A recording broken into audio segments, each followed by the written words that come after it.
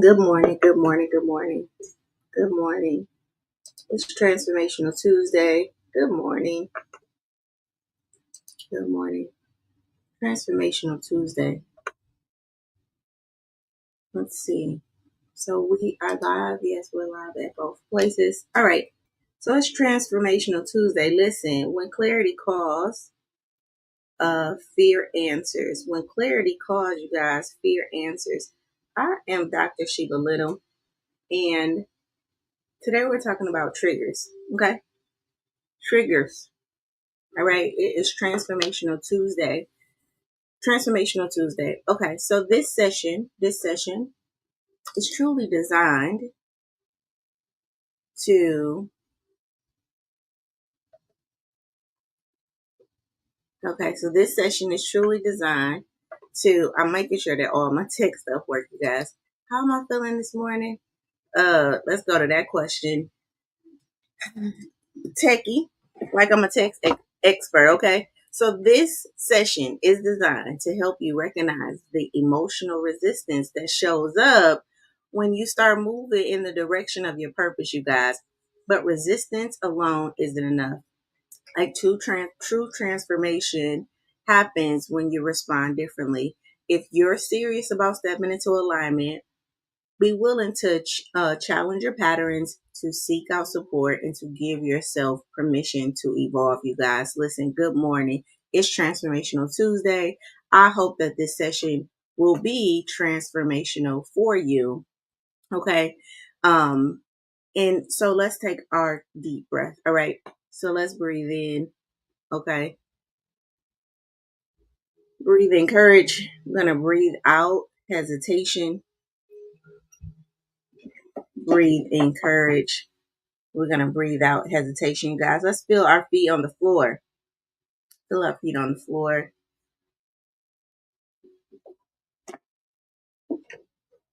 and our legs,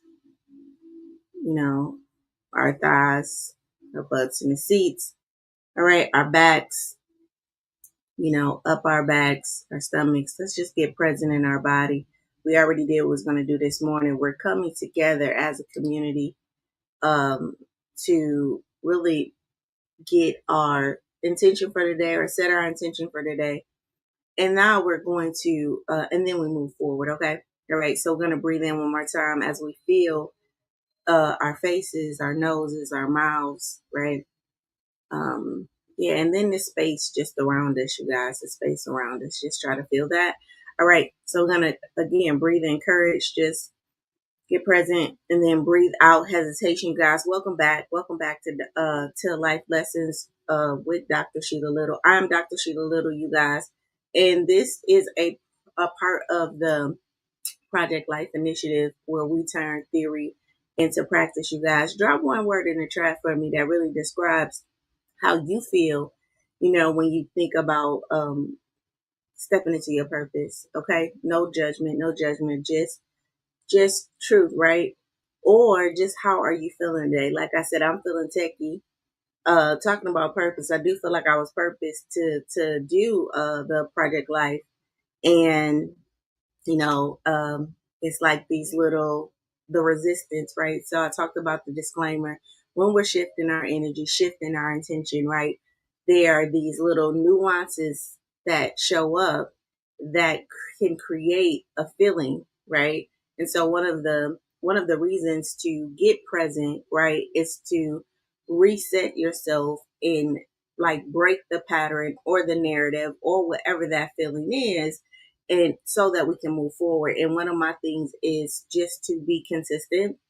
And so I set a date to do something. We're going to show up every morning, you know, and then, let whatever happens and still show up. So how are you feeling? And what that word is, how would I describe that word that I feel? Yeah, maybe more like an overcomer, because this morning I'm having tech issues with the mic and all of that. But I think that this is going to be a transformational conversation. So yeah, so uh, accomplished. At first, it was very frustrating. Okay, all right. So listen, this session is for anyone who feel overwhelmed, confused, or blocked when it comes to walking in their purpose. And you're ready to uncover what's really standing in your way, you guys. If you're ready to really uncover what's standing in your way, listen, our quote for today is purpose doesn't start with clarity, you guys. It starts with permission. All right. Sometimes the biggest thing standing between you and your purpose is you. And so we're going to talk about that today. Okay. We're going to talk about that because sometimes the biggest thing that's standing between you and your purpose, you guys, is you. Okay. Because purpose doesn't start with clarity. It actually just starts with permission. All right. So let's take Lisa again, a gifted writer, right? Who always had a dream of sharing her story. But every time she tried to publish, she froze up, right? Her hands would hover over the keyboard and suddenly she just would allow like this doubt to creep in. Have you guys ever felt that? Like as an author of a book and writing that dissertation, I mean, literally there would be times where I'm like, you know, I can't do this. You know what I mean? I had to call out for supports, right? And some of the questions that would come up or some of the discussions that her and I would talk about would be, what if I say the wrong thing? Like, who do I think I am to, become this author, right? Someone else is already doing this, right? So these were the triggers that would really come up when she wanted to write her story. Okay. Lisa didn't have a talent problem, you guys. She had a trigger problem. All right. She had a trigger problem. And when we explored deeper, we found that she wasn't just afraid of failing, you guys. She was afraid of being seen. She was afraid of being judged and disconnected from people she loved um, if she changed. All right. And this was a deeper story that was really going on in the background. I always tell people that when we see life, I want you to think about a watch. And if you know how a watch works, you know that there's like these two hands on the front, right? And they're moving, just moving, in sequence with one another. However, there's all these gears in the back that's making these two hands move in sequence. And these gears could be big gears, small gears, or whatever. And what people don't realize is that our minds and our emotions is these gears in the back that's shifting and moving. And those are the emotions that's trying to align and the thoughts and the feelings and things like that. And we tend to only see like the calmness of the two hands, right? We tend to only see in other people just the two hands moving. So in our minds, can be a level of cognitive dissonance because we're thinking, oh, it seems so easy for them. But guys, they have gears too. All right. If that's not a good analogy, what's also coming up in my spirit is like the duck, right? So you see the duck floating over the water, right? But underneath, the duck is like pedaling, like really fast. Like there is like, he is keeping himself up, but it doesn't look like that on the surface. But underneath, there's a greater thing happening. Okay. And so today's conversation is really about that underneath thing, right? These trigger problems that come up when we start to talk about this idea of purpose. Remember this week, we're talking about purpose. This month, though, the conversation is about how to shape your life. Okay. So we talked about the self-awareness. We talked about the healing. We talked about the accountability, but really shaping our life and anchoring our life, we have to find out our why. Why am I shaping my life? And a lot of us, we don't have a significant enough why. We haven't explored a significant enough why. We haven't answered the question or allowed the answer to come up of why, right? Or even answered the call to why. Okay. And so that is stopping us from really shaping our life or believing that we can create our life. So another way to say shape your life would be to create your life, right? To create the life that you want. And so what you're doing is you're waiting for someone to tell you what to do, tell you how to move, right? Because to shape your life would really mean to actually do something, to actually step out your comfort zone. And guess what? That's the duck paddling. That's some work. You know what I mean? And we see people just floating and we think that they're not paddling too, but they are. All right. All right. So this is a mirror moment. I want you to think about what fear, what belief, or emotion is surfacing when you imagine fully walking in your purpose, you guys. This is okay. These are the things that we have to confront. All right. These are the feelings that we have to confront. These are the conversations that we have to be courageous enough to have with ourselves. All right. Does it make you feel does it feel like a risk that you're taking? Does it feel like rejection? Does it feel like responsibility, or all of the above? All right. So again, and remember we talked about the different purposes, right? So we have our spiritual purpose, we have our relational purpose, we have our communal purpose, we have our purpose to ourselves. And one of the things I didn't talk about yesterday was my brother, he comes on, you see him, Roosevelt, very talented. And, I often talk about how he works out, but truly our family was gifted like with creativity. So like, anybody in our family could probably build a house. So my brother is like very good at building things, right? So he has remodeled his whole house, his kitchen, his bathroom, right? He's like redone his yard, he's done the landscape. And if you've seen his house, you're like, wow, you want to hire him. Now that is his personal like thing. That's the thing that gives him fuel. That's the thing that gives him meaning. If he would have confused that for a vocation, right? Because every time somebody calls him to do that, even though he's great at it, every time somebody calls him to do that, it's like, I don't want to do that. You know what I mean? It is something that he does to pleasure himself. It is something that he does that when he gets out of his vocational gift, this is the thing that brings him energy. And again, when we're talking about purpose, we're not just talking about this one thing that I was called to do. There's the relationship purpose, the relational purpose. There's the communal purpose, the community that you were called to serve. The person that who you are, this thing that's stirring in you, that's giving you energy. Have you tapped into that? So when you think about these different purposes, does it make you feel does it make you feel like it's a risk? Does it make you feel a sense of rejection or a sense of responsibility, or all of the above, right? Here's what I want you to do. One, I want you to breathe because it's okay. Okay. Then I want you to write that down, right? Take an envelope, get a piece of paper or something, and just jot it down and acknowledge it. See, he popped on and said, nope. Good morning, brother, right? And then breathe into that. All right, breathe into that. Listen, the moment you get close to purpose, you'll feel some resistance, you guys, right? That resistance is not proof that you're off track. All right, it's confirmation. It's confirmation that you're growing. All right, this isn't just mental, it's emotional and spiritual, you guys. When we're talking about purpose, we're talking about integrating all of us, all of the me, myself, and the I together. All right. All right. So we call it purpose fatigue. All right. This is when you feel pulled to do more, but keep stopping. It creates inner tension, right? Self doubt, and exhaustion. All right. Listen, it's not mental. It's emotional, and it's spiritual, right? And when you feel pulled to do more, um, but keep stopping, it creates this inner tension. It creates this self-doubt and this exhaustion. And it's called purpose fatigue, right? The longer you ignore this call for your life, the heavier it gets. Now, what I want you guys to do is kind of be honest with me on this Tuesday, Transformational Tuesday morning. How many of you have felt this? Like, I know I was called to do something greater with my life. Like, I know I have a purpose or something like that.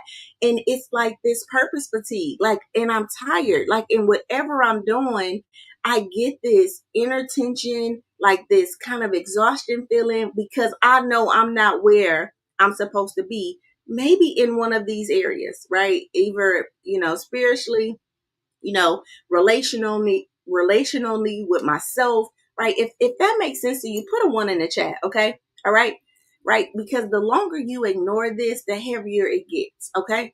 All right. One of my clients thought she had no purpose, all right, no purpose at all, because she kept quitting every new thing she started, all right? But when she looked closer, what she realized was her quitting wasn't failure, you guys. It wasn't failure, it was fear. Once she addressed the fear of being misunderstood by her family, she launched her dream project, you guys, and she finally felt free to breathe again. All right. Because this has been something that she had been wanting to do. But again, talking about the duck, just this pedaling, just floating, like, in her mind, things are going. What are they going to say? And we're going to talk about that a little later. Listen, psychologists say purpose clarity, right, is directly tied to well-being and identity. When it's blocked, though, people experience symptoms like anxiety, burnout, and even depression, you guys. But when purpose is activated, listen, confidence and resilience increase, even in the face of fear. Okay. This is what you want, isn't it? Like, I think about, and I know we always ask this question, and I truly hope that this week is a breakthrough for you. One, purpose is just not one thing. It is it is six or more different things. And I want you to understand what's happening right behind the watch. What's happening? Why do I feel burnt out? Why am I feeling anxious? And a lot of times, because the brain just want to connect, we think it's something that's going on like right in front of us. We think it's our boss. We think it's our kids. We may think it's our mate. You know what I mean? And it may have nothing to do with your outside circumstances. It may have everything to do with something's going on inside of you that you're not addressing, right? And it's creating, right, this angst and this burnout and even like this depressive feeling, right, that you're carrying with you into these spaces, which makes these spaces feel what? Depressive, anxious. And then it's like, these people need to be changed. These people need to be fixed, or I need to leave this job. And it's really maybe a call, like I said yesterday, maybe it's a call for you to come back home to yourself and do some winning, right? Some internal winning, right? This is what, like I said, this is what you want, isn't it? Listen, to stop second guessing yourself and to finally honor what you can create or what you can do, right? This is what you want, isn't it? We know that the T stands for triggers, right? Purpose brings up these inner blocks like the fear of rejection, judgment, failure, and even success. These triggers are not bad, you guys. These triggers are not bad.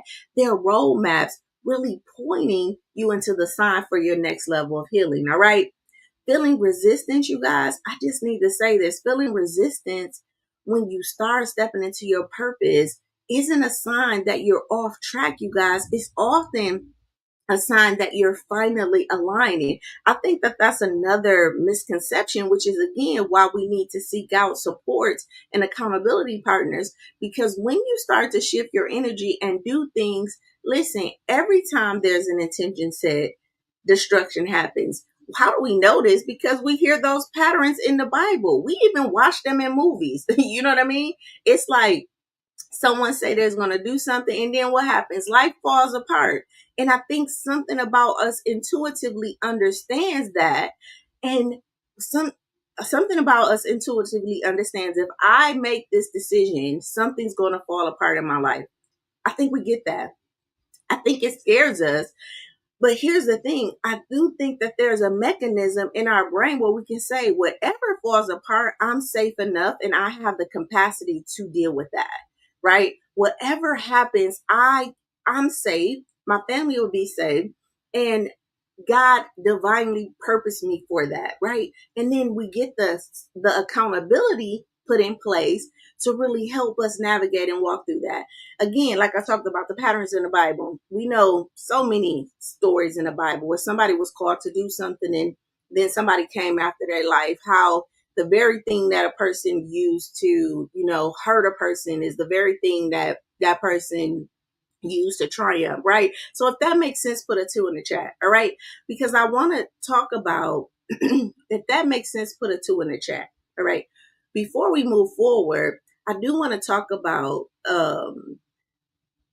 how these triggers look. I think that this is going to be a very interesting conversation when I start to talk about these things because I don't think we often associate them with purpose, because I don't think they only happen in our purpose, but I think they happen a whole lot when we're stepping into who we were created to be. It's kind of like we're scared of ourselves. You know what I mean? Like, in this sense, we know that we're powerful. We know that we're amazing. And we can say, like, oh, they're just intimidated by me. Oh, they're just jealous of me. You know, we can spew that out. But I think in reality, we understand that we're powerful beings. Somewhere in us understands that. And we are kind of scared of that or kind of intimidated by that. Okay. And so I want to talk about what that kind of looks like. Okay. So the first thing is this fear of being seen. So when I go to step in my purpose, there could be this fear of being seen, you guys. If I step into my purpose, people will see me, right? And they may judge me, right? So this is tied to visibility. This is tied to vulnerability and this imposter syndrome, right? Purpose requires presence, you guys. And presence, right, can feel threatening to those who've learned to stay small, right, and stay safe. Now, I want you to ask yourself, was I learned to have in my life, was I taught to stay small and stay safe? Okay. If I was, and my purpose, right behind my purpose is to be present with whoever. That means a level of transparency, right? Right? This is what vulnerability feels like. It's just you present. It's just like, oh, everybody's looking. You know, they did a research on molecules, and what they saw was that, you know, when these molecules were being observed, they actually would form into a pattern. So without being observed, right, they was just like loosey gazy, like right. But as soon as attention went on them, right, they would form whatever pattern it was. I want you to think about that like your kids, right? When you ain't watching your kids, they just like everywhere, jumping over the couch, falling everywhere, whatever. But when they know you in the space, it's kind of like they're acting like, oh, let me act how mama want me to act, right? We have that too. Okay, we have that in our nervous system. So when we get vulnerable and present, there is something that comes into structure and form, right? Right. And we understand that. And that makes us that can create this fear of being seen, you guys. All right. Now I want you to think about past rejections or criticisms that may have impacted your willingness to be visible, okay? Because there may have been some past rejections and some criticisms that has impacted your willingness to be visible, right? And just write that down as something that I may need to work through, okay? That I may need to work through. The comparison trap. This is another one, right? So number one was the fear of being seen. Number two is the comparison trap, you guys. The trigger is I'm not doing it like them, right? So maybe I'm not called to do it. All right. Seeing others seemingly living in their purpose can make someone question their own lane. All right. Because we're looking at how that person shows up and we realize that we don't show up like that. You know, a personal story for me, you know, if it's my voice, if it's like even in the way I speak sometimes, like I don't feel like I'm always just the more poised, put together individual. Like I'm kind of more like, I don't want to say like in your face. I'm calm with it, but I do think that there's a power and authority. I look at other speakers and I'm like, you know, somebody had told me one day, real story, you remind me of Sarah Jakes.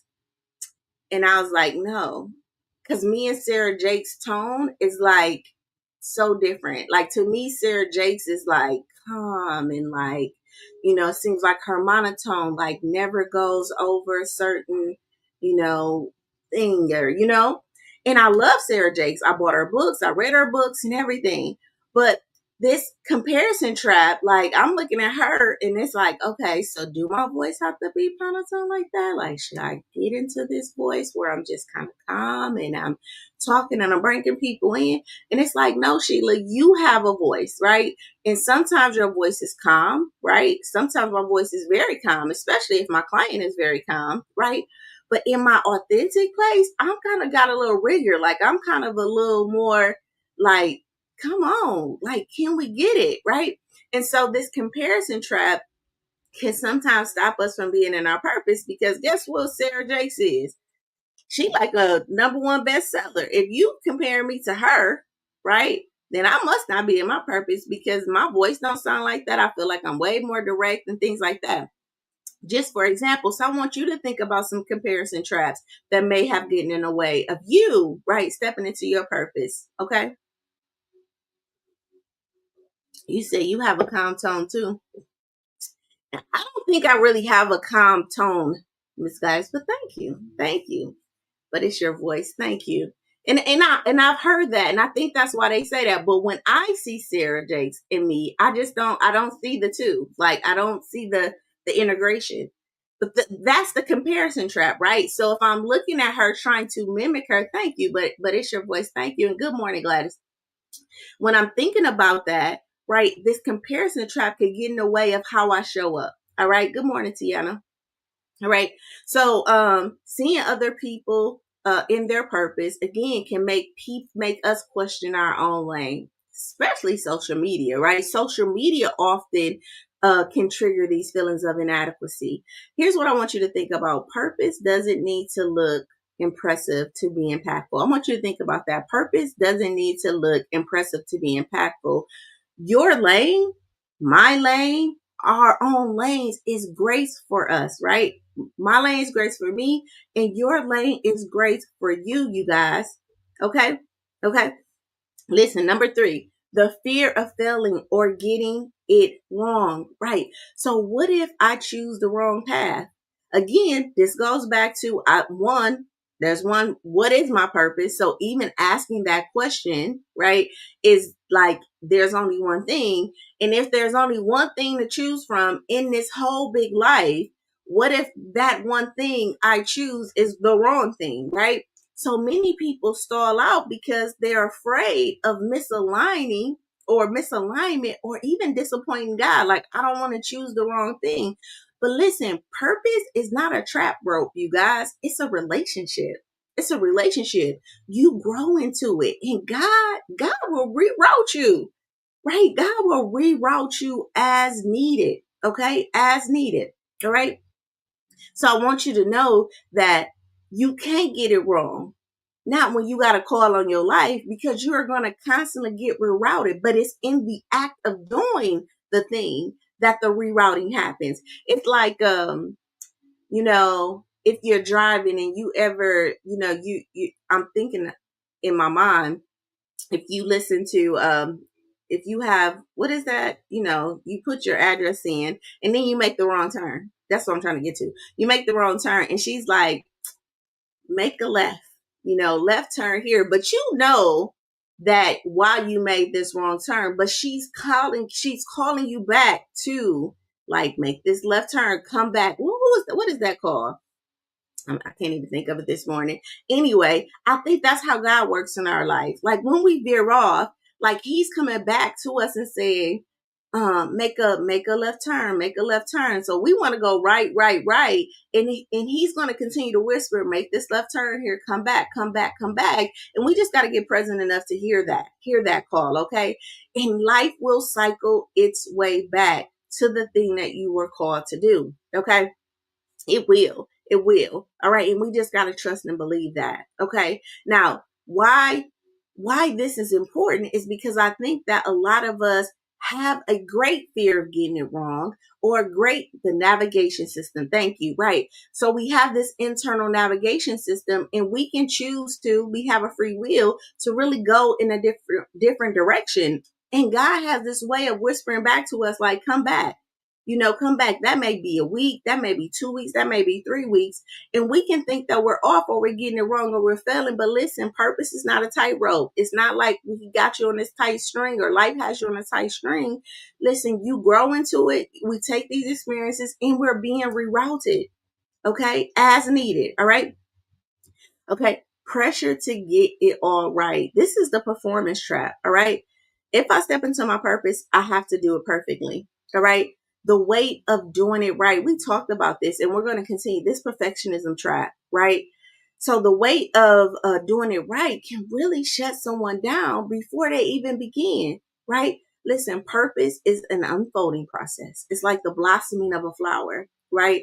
It's not a one-time performance, right? So we are working, we are crafting, we are developing, we are growing, we are doing this process of developing. All right. So our purpose is an unfolding process. So when the trigger is, if I step into my purpose, I have to be perfect.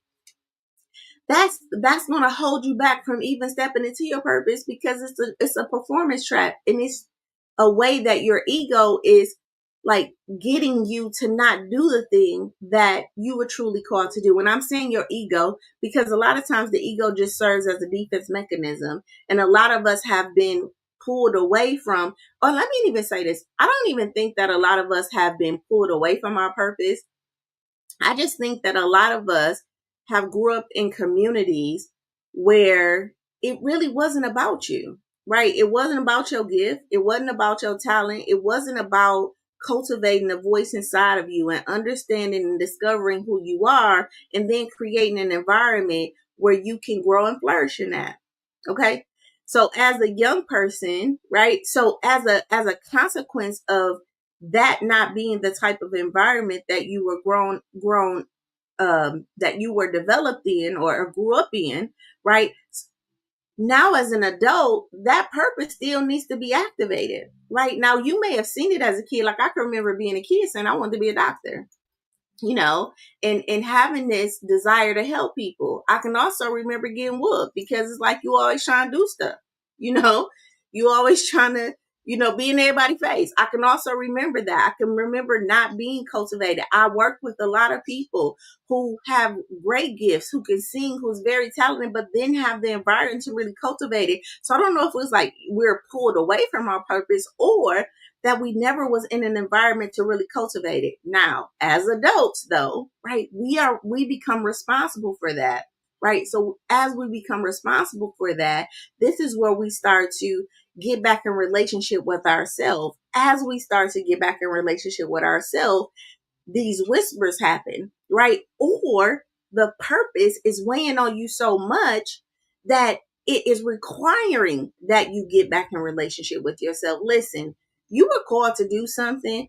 I know that it wasn't cultivated in you, a big part of your life, but this right here, this wasn't it. I know that where you was at is what brought you here, but this ain't where you're supposed to be. In a sense, I'm saying this is your purpose talking to you, right?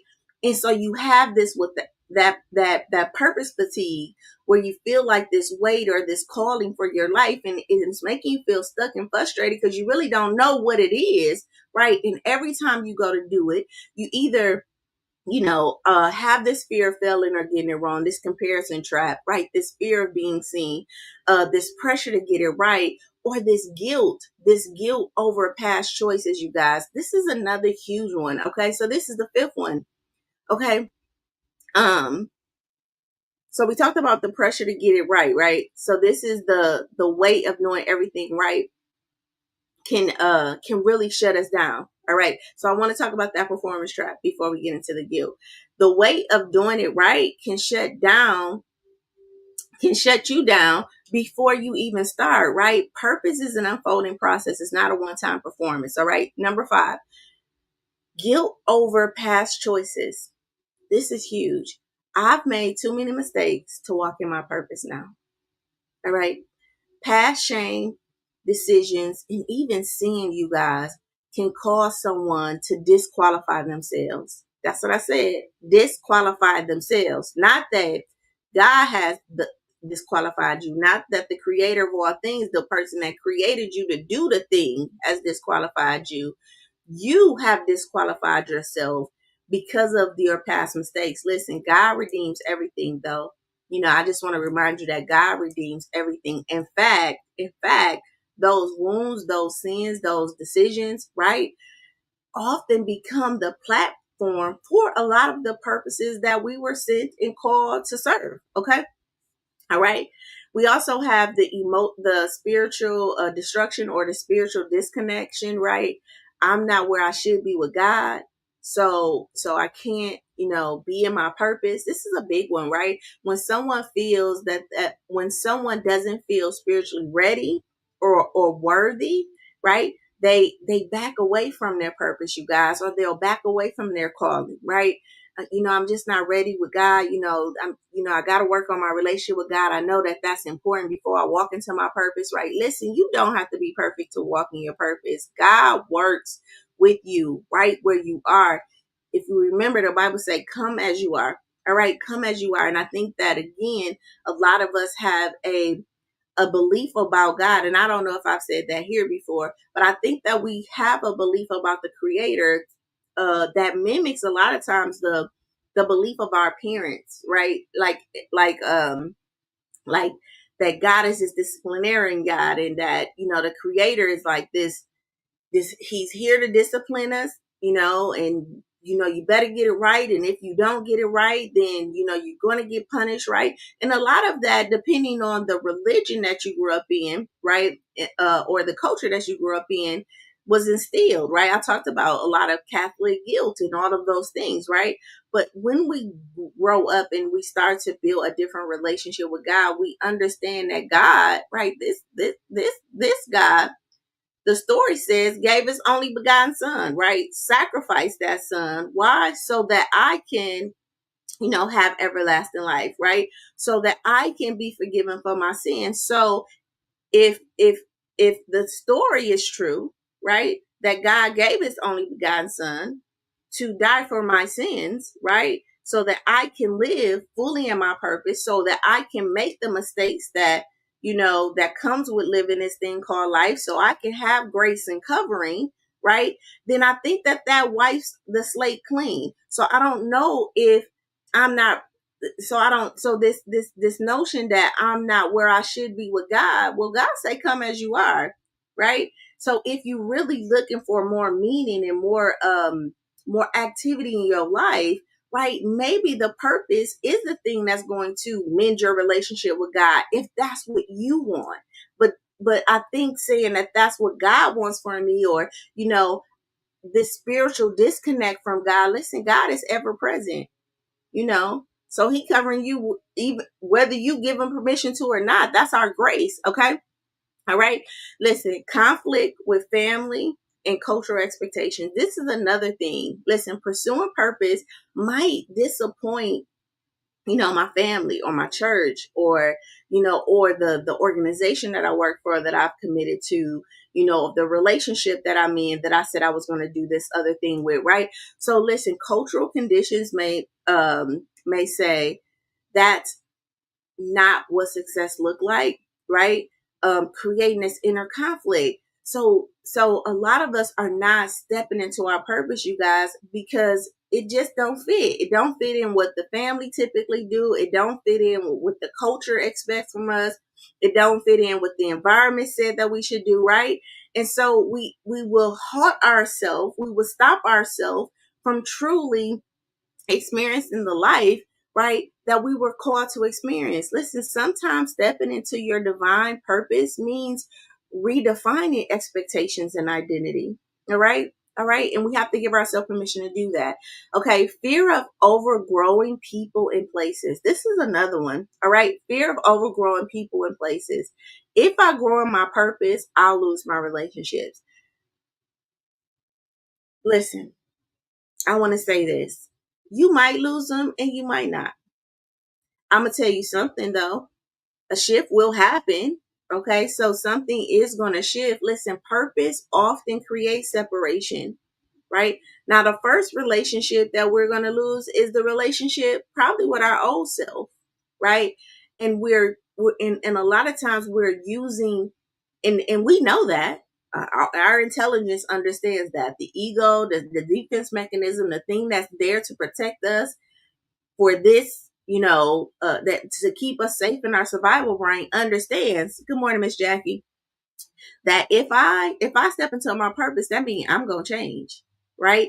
And so what it can sophisticatedly do it's project that out, like you won't be friends with this person no more, maybe your husband gonna leave you. Like, it will create narratives. Now those narratives can be true or they cannot be true, right? Whatever it is, though, we have to be willing to go through it. Listen, purpose often creates separation, right? People may no longer relate to the evolved version of you, but here's the truth of that: you will also have evolved. So you won't relate to the prior version of you, right?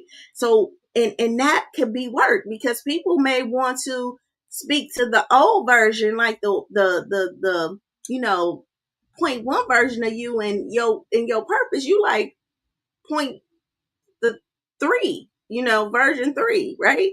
Of you, right? And so you understand that. All right. All I'm saying is accepting this as a part of the journey, I think will help create the safety that we're seeking, and to help us know that we're safe. Well, I'm going to evolve. So, I'm changing to another version of myself.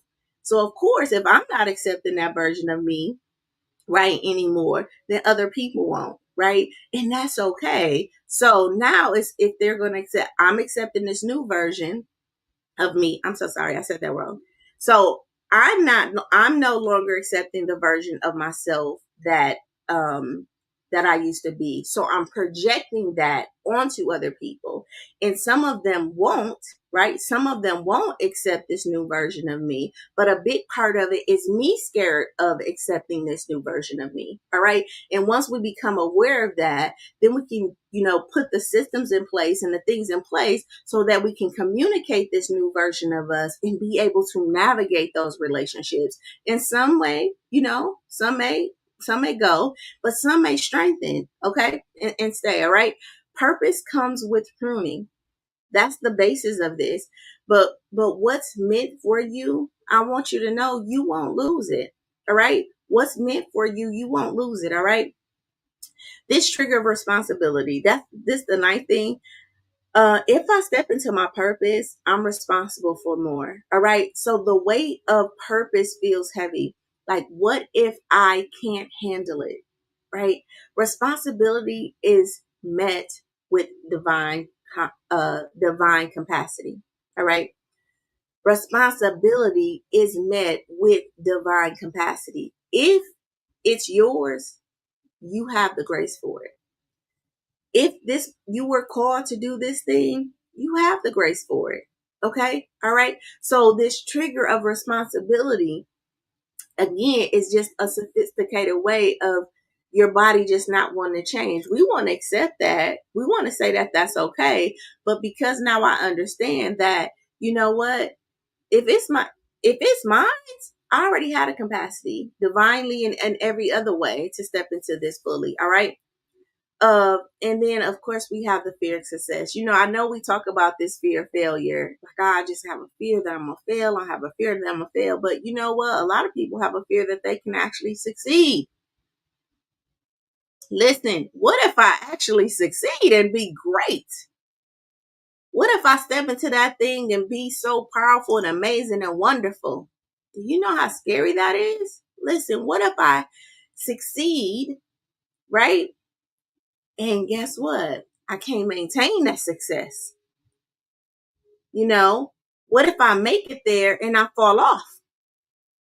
What if I step into that greatness and I'm not able to meet it all? Listen, all of that comes up when we think about it. Again, I think we only think about our fear of failure in the running away from our fear. But a lot of us have this fear of success too. If you know what that feels like or have heard that before, I want you to put a 2 in the chat, okay?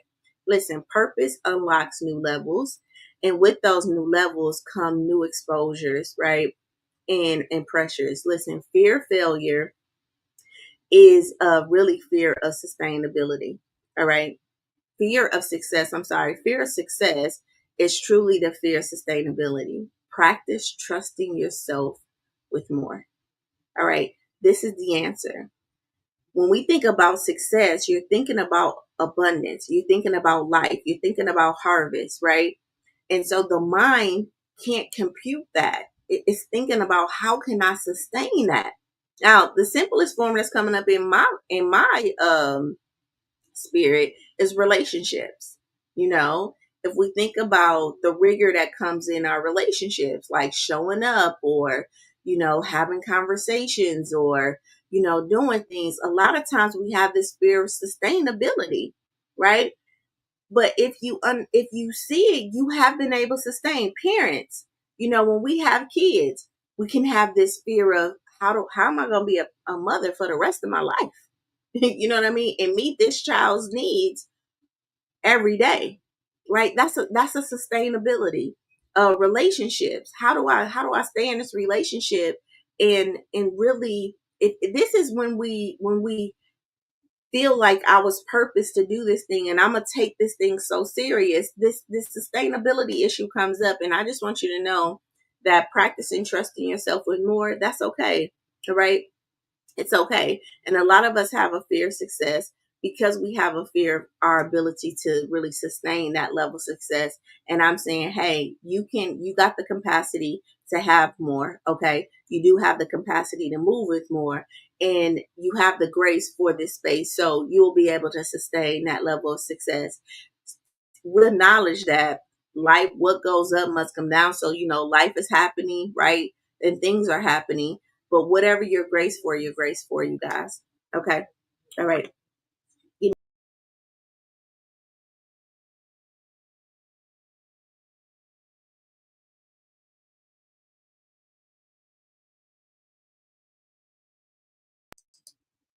sorry. Sorry about that. All right. So here's some triggers and some blocks that's really related to purpose. You heard me talk about this earlier, this thing called passion fatigue, right? As I mentioned earlier, um, what is passion fatigue? Passion fatigue is just this deep exhaustion that comes with knowing you're called to do something, you guys, greater, but not walking in it. All right. Why is this dangerous? It creates frustration, it creates shame, it creates burnout and spiritual disconnect, you guys, because you're carrying energy meant for action and not moving it. All right. So here's what I want you to do. You don't feel, I want you to know that you don't feel tired, you feel disconnected. All right. That's not laziness that you feel, that's your purpose saying, I need you to move. All right. We also have what's called purpose paralysis. All right. This is another thing that can be triggered, or that it can be affected in our journey of purpose. All right. What is it? This feeling so overwhelmed by the possibilities or fear of failure that you just do nothing. All right. It sounds like, what if I pick the wrong thing? What if I'm not good enough at this? Like, what if I don't start what I finish? What if I don't finish what I start? Right. So this purpose paralysis, it really does, affect us. Listen, purpose doesn't need to be perfect, right? You just need to give yourself permission to begin messy. All right. Again, take a deep breath. Purpose doesn't need to be perfect to start, right? It just needs permission to begin messy. All right. All right. Calling conflict. This is another big one. What it is called why? So calling conflict, feeling like your purpose contradicts your family's expectations, right? The upbringing, right? What others have to say is acceptable. This is a huge trigger for like women, especially raised in environments where obedience, like, what is that word? Obedience, humility, the other word I'm looking for, silence was tied to your identity, right? So sometimes walking in purpose requires disappointing the version of you that made everyone else listen comfortable. All right. All right. This false humility, right? Believing that being humble means not using your voice or your gift or your platform. Listen, this can sound like it's not about me. This can sound like it's not about me. I don't want to be prideful. If God wants it to happen, He'll make it happen. Listen, hiding your gift is not a form of humility, right? It's obedience wrapped in fear. Your voice isn't prideful, it's purposeful, right? And it's not for you, you guys, it's for who you were called to serve. I think that's another thing, that when we think about purpose in the context of the one outside of personal purpose, our purpose is truly there to serve other people. And we're so trying to perfect it, and we're so trying to get it right that I don't want to say like even miss the call, but a lot of people, are not experiencing the experiences that they could have in this life because, right, because of this false humility. It's not about me. I don't want to be prideful, and really hiding their gift, whatever that gift is. It's the gift of listening. You know what I mean? If it's the gift of cooking, it's the good gift of friendship, right? Right? Listen, I want you to know your purpose is not for you. It's for who you were called to serve. All right? Even the thing that you are called to do, that personal thing, that's truly to fill your cup, right? So that you can go out and do the things that you need to do in these other purpose driven areas, if that makes sense. All right? There's also this confusion between passion, purpose, and profession, right? So people can confuse what they're good at, like their talent, with what they enjoy, which is their passion, and what they're called to do, which is their purpose, right? So they think that if it's not a business, then it's not real, or if it doesn't make money, then it doesn't matter. Listen, your purpose may not always be equated to your paycheck, all right? But it will always, always, always be equated to your peace. All right. So your purpose may not be equated to your paycheck, but it will always be equated to your peace, right? Because it's an alignment thing. All right. And then there's something called delayed purpose trauma, which is a softly trauma, like a soft trauma, not a hard trauma, right? So delayed purpose trauma, this is really just the emotional pain from waiting too long to really honor your purpose.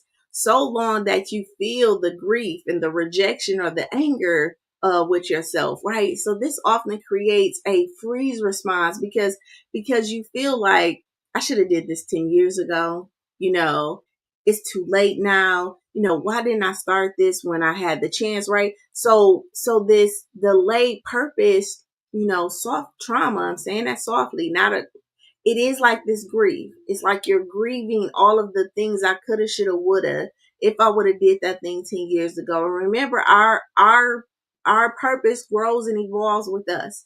So if you can step into it, right? There is no expiration date on alignment, you guys. You're not behind. You're right on time for the version that you were called to be. Okay. So I want you to think about some questions. One, what has avoiding my purpose cost me? All right. What has avoiding my purpose truly cost me? Right. How much longer am I willing to shrink to stay safe? All right. All right. And I want you to think about one more. Who misses out? Who is missing out when I don't show up in my purpose? Who is missing out? Okay. All right. And then I want you to think about what emotions come up when you think about walking fully in your purpose. Okay. All right. If you like that section, put a heart in the chat for me. All right. Now we're going to move to our biblical wisdom. All right. So, our principal verse, again, this is our what. Okay. Our principle is the what we do. All right. Whether you turn to the right or to the left. So this is Isaiah 30, and 21. Whether you turn to the right or to the left, your ears will hear a voice behind you saying, this is the way, walk in it. All right. In this verse, if you read it in the context, like before this, like so much had happened, right? So much had been taken, so much despair had happened, and then there was this turn that happened, and it say, and what the promise, what the promise was, this gift, and then the principle was like when you turn to the left, when you turn to the right, or to the left, your ears will hear a voice behind you saying, listen, this is the way, walk in it. Okay. So it's really like your guiding system. All right. Listen, this should bring to comfort. Why does this? Because this should bring comfort to anyone triggered by fear of making the wrong decision. It promises, listen, divine direction, even in uncertainty. You don't have to fear making the wrong moves. Purpose is not a tightrope, you guys. It is a journey guided by a voice within. You will be directed as you move. All right.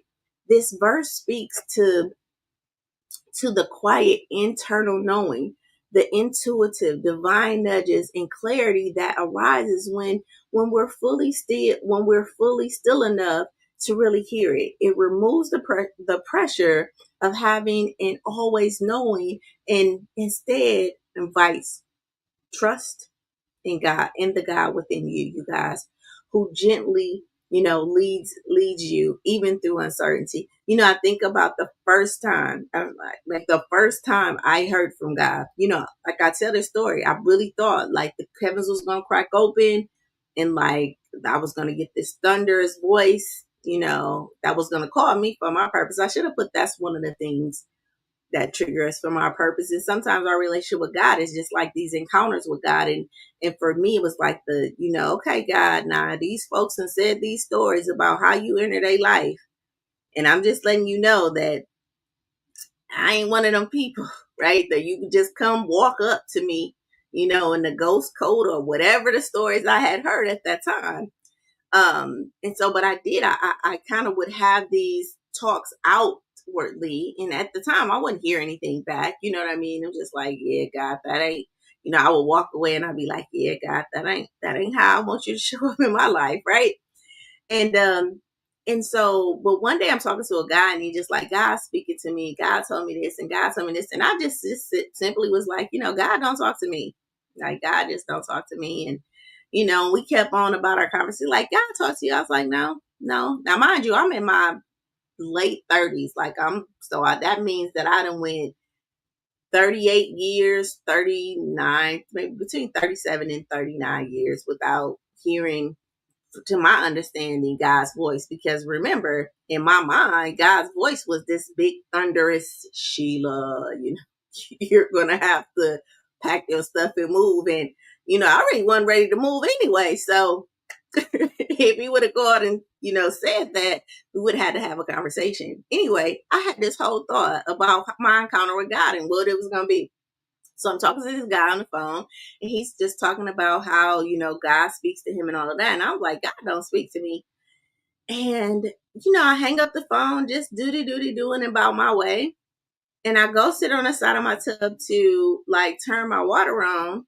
And in this small, still voice, I hear, why you tell him I don't talk to you? And I answer the voice back, because you don't. And the voice says, well, what am I doing now? And I said, talking to me. And it just like it tickled me, right? Because it was nothing like, okay, so I talked to you, right? It was nothing like the what I thought that encounter or that guidance was gonna be, from God. If that makes sense, or if that's funny, you guys put a heart in the chat for me. Now, again, after I heard that voice, when it was like, oh, that was the voice that I had been hearing. That's like, don't do this, don't do that. But because I hadn't identified it, because I hadn't, really, I don't even know if it's like sit still enough or anything. It's just like, I do feel like at that time in my life, I was moving in a direction where I needed to be nudged, right? I had walked away from everything. Like I was moving in a way that really was surrendering like a lot of who I was and a lot of who I thought I was. And I do feel like now I could hear him, because I was like out of this, shoulda, coulda, wouldas, meeting the expectations of other people, caring about what other people were saying, right? I did a lot of that in my 20s and my early 30s. And it was like, that just wasn't working for me. So by the time I got like 36, 37, I'm just like, yeah, we got to do something different, And I do think like these little nudges came. Now, how that works for you is how it works for you. But I do want you to know that there is an intuitive, right? An intuitive way or divine design in how you're being nudged. But it does require you to move. You know what I mean? It does require you to move. And I think that a lot of us are not hearing because we're waiting for God to push us in a way or do something, but we haven't stepped outside ourselves enough to really hear that. What just came up in my spirit, the reason I paused was it's kind of like the radio station. If you ever pulled up at the stop sign and you kind of get out of frequency a little bit and you can start hearing like another radio station kind of come in. If that makes sense, put a 5 in the chat, right? So you start hearing this other radio station kind of interfering with your radio station. You haven't touched your radio station, but you understand that, okay, I'm in the between two frequencies right now. And so what you would do is you would kind of ease off the brake and kind of move up a little bit so that you can come back in alignment with the frequency of the radio station. So for me, if that frequency I was on from 0 to, 35, right, was a frequency that didn't really allow me to hear God. You know what I mean? Because I had already made up in my mind what I needed to do, like how I was going to do it. I'm going to become this social worker. I'm going to take care of my kids. I'm going to get the house. I'm going to get the car. Yep, God, I'm thanking you for this stuff. I'm saying I'm hearing from you. I'm saying I'm asking you for this stuff, and I'm thanking you for this stuff. But am I really hearing from you, or am I doing what I think I need to do to be successful? When that didn't work, and I dropped that, it was kind of as if, okay, I'm coming from in this frequency. And it was kind of like that was me coming to this stop sign and I could hear this other voice. And I'm like, oh, that was you. Because I heard it all the time. It's just I didn't recognize it as God talking to me, if that makes sense. All right. And I think that this is happening to you. But again, we have to just become aware of our relationship with ourselves and our relationship with God. All right.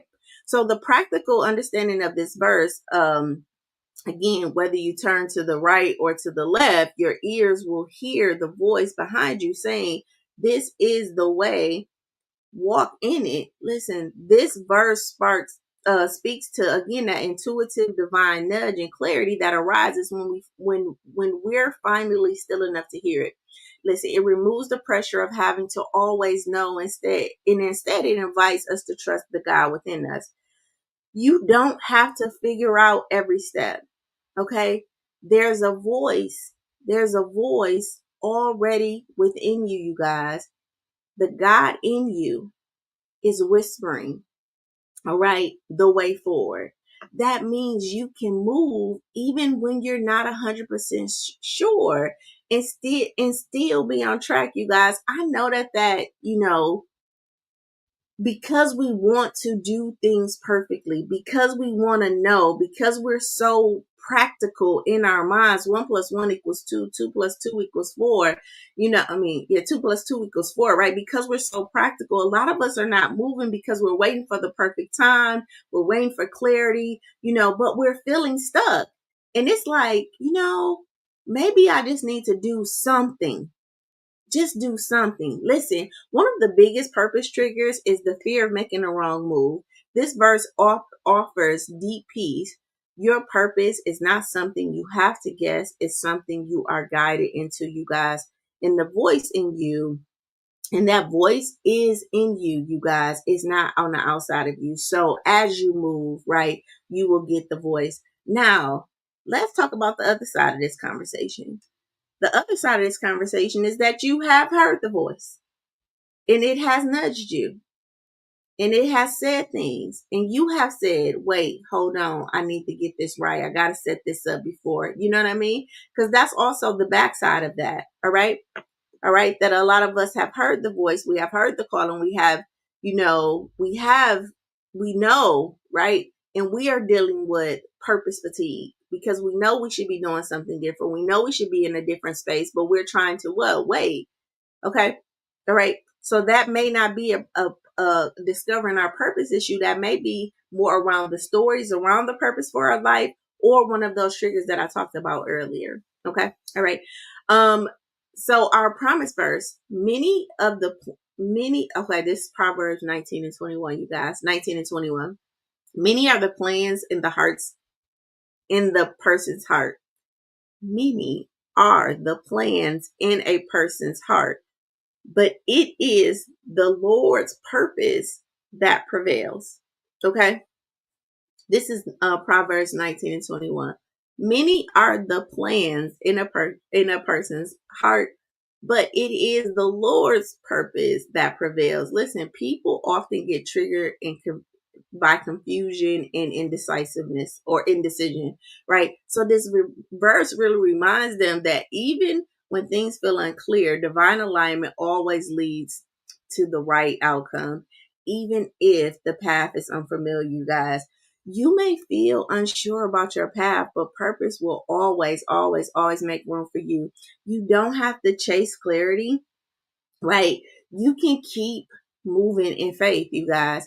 This verse speaks to people who feel overwhelmed, stuck in analysis paralysis, and afraid that they have missed their window, you guys. It reminds us that even when our plans change, fail, or fall apart, like a deeper purpose of our life doesn't collapse. Okay.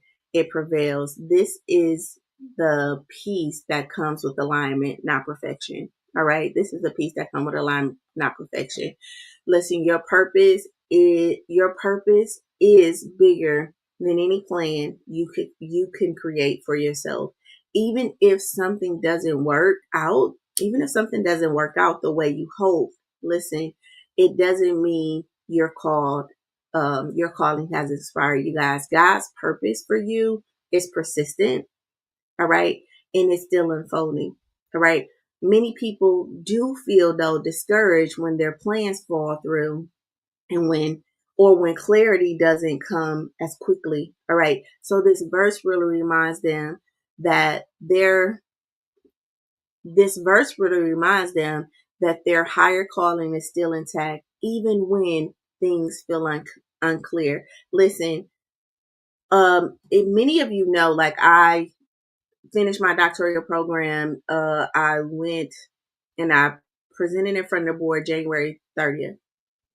So this lemons to lemonade framework, which is now part of the stop and now mythology, that came into my spirit, you guys, 12 years ago when I started Shaping Solutions. I came up with this lemons to lemonade concept because I was always like this acronym person, similar to like this shape, this week is. And when I came up with that concept of lemons, it was just dropped in my spirit. And it was just like, yeah, people, they lack the energy. They lack the motivation, the organizational skills, the necessary supports and the skill sets like that's needed to be successful. And I had created all these flyers and stuff, and I had just started my business. And people were like, yeah, nobody is going to, raise their hand and say they're a lemon, Sheila. And I was like, well, they're not really raising their hand to say they're a lemon. It's a lemon condition. And what I'm going to do is help them make lemonade with it, Now, pending. That was 12 years ago. Started my program 6 years ago, right? Started my program 6 years ago. Stepped away from the lemons to lemonade concept, like, okay, well, I'm going to do therapy, just figuring it out, just like, okay, bringing stuff together, pulling stuff together. I'm going to tell you this right before the name of my dissertation makes me emotional.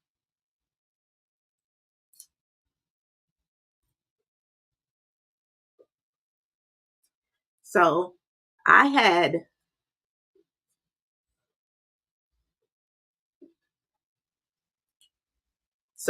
talked about lemons in my dissertation.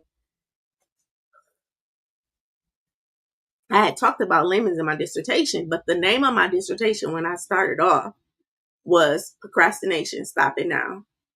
When I submitted it, it was Procrastination, Stop It Now. Okay? Because it was all based on the Stop It Now framework, right?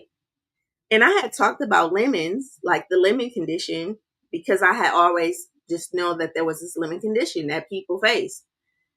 And in November, I was dreaming. And I was, like I said, I had been really going back and forth. I'm telling this story for a reason, because I just want you guys to know that your purpose is evolving with you. And things could be coming to you and you don't know what to do with that.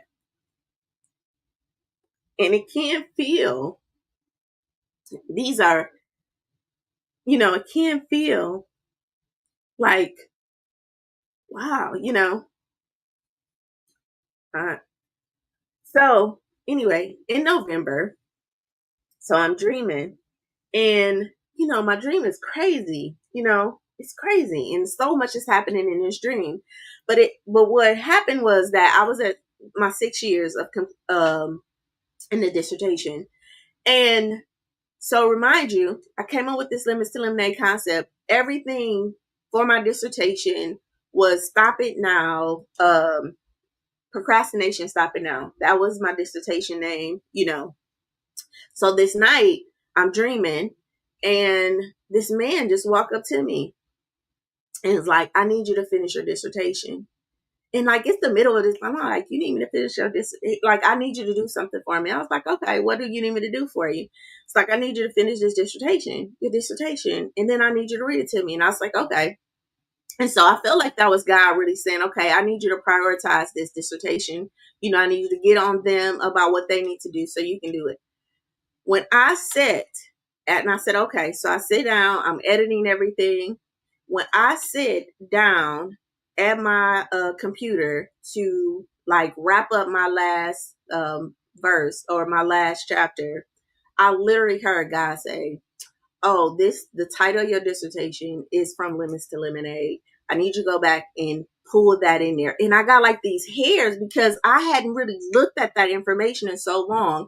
And here's the thing, within that dissertation, it was like stuff that I had put in there, like the limits concept, the energy of my faith. Like I had already supported all of this information, and now it just had come to fruition. But I needed stop it now. I needed that to get me to that point, because I do feel like talking about procrastination and burnout and all of that in the African American female population, I do think that it was a big part of what I wanted to do.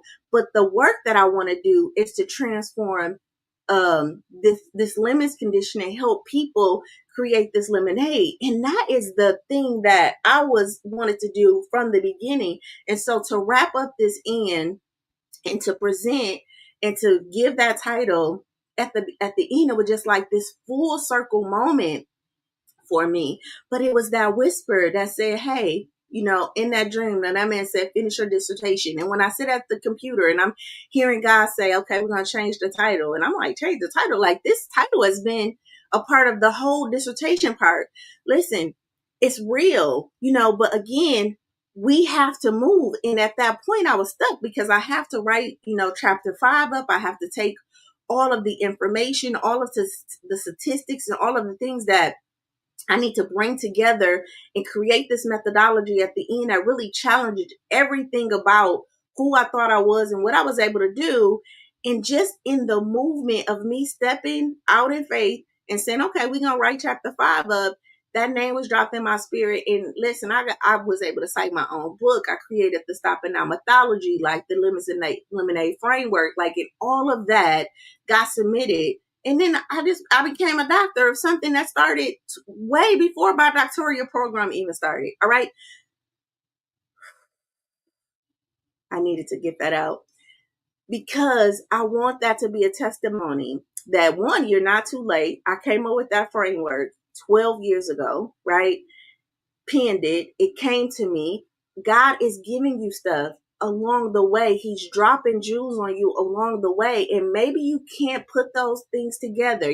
Maybe it's a puzzle that looks, like doesn't look all put together right now, but it's coming together, and we have to give ourselves grace, and we have to move in times where we don't really know or we don't really have the clarity, right? We have to move because we know that we have a purpose. And how do we know we have a purpose? Because the scripture yesterday said what? We were all called with a purpose, right? So I know that I got a purpose, whether I know what it is or not. I know I have one. Why? Because God cannot lie. And the verse said that I have a purpose. Okay. So listen, together, these verses form a powerful inner narrative that you can, a powerful inner narrative, right? Even when you don't know, you guys, you can still move. All right. Even when plans change, my purpose still remains, you guys. And God's voice is within me, you guys. And I am not lost. And I want you to remind yourself of that. Okay. Listen, that's real freedom. And that's what creates, this relationship, right, with our purpose. All right. So let's go. If that made sense, put an 8 in the chat for me. I done jumped all the way to 8. Put an 8 in the chat.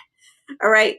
Listen, our transformational 2 today. I want you to identify your triggers. Like, what thoughts stop me from taking the next step? All right. Reframe that lie. What truth do I choose instead? And then take one action. All right. Just say yes. Just say yes to one thing. That's the action. Yep. I'm going to do that. I'm going to DM that person. I'm going to write that email. I'm going to record that video.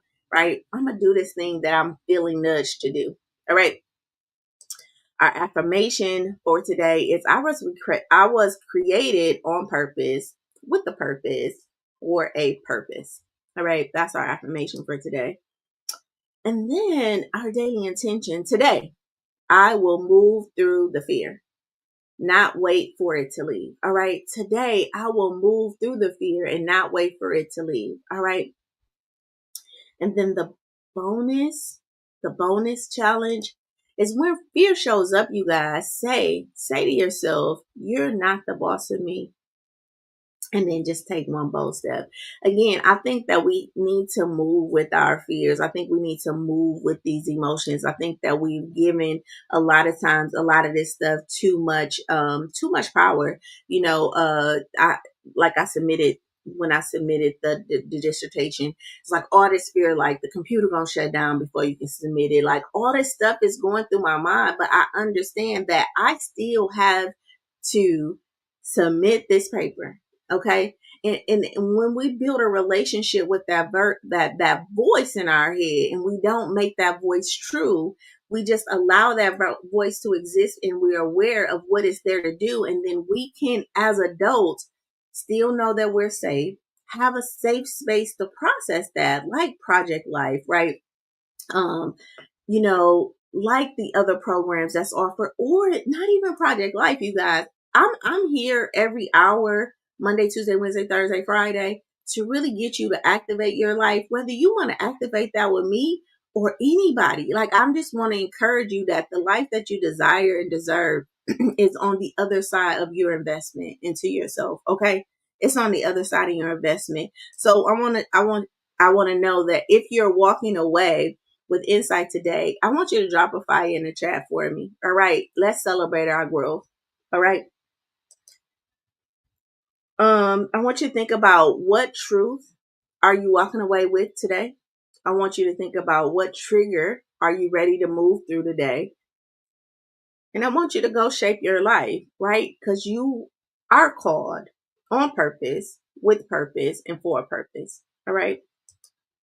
And as you know, knowledge alone won't change your life. Actions will. So imagine again having personalized guidance, real accountability, and a supportive community to really help apply what you've learned. If this conversation really sparked something in you, and you know that you're ready to move from confusion to clarity, from fear to action, Project Life is exactly was created exactly for that. Okay. Project Life is where we turn theory into practice, right? Where we build emotional muscle and spiritual discipline, and where you stop feeling stuck and start feeling supported for just $47 a month. Make sure that you subscribe to that YouTube channel at I Am Shaping Solutions. Make sure you continue to invite your friends. And, I thank everybody, all the new members in the group. I thank you guys for joining. Listen, remember, if you can shape it in your mind, you guys, you can have it in your life. I love you. I love you. I love you. And we will come back to have a conversation tomorrow about obstacles, right? The obstacles that really are stopping us from stepping into our purpose. Okay. Till later.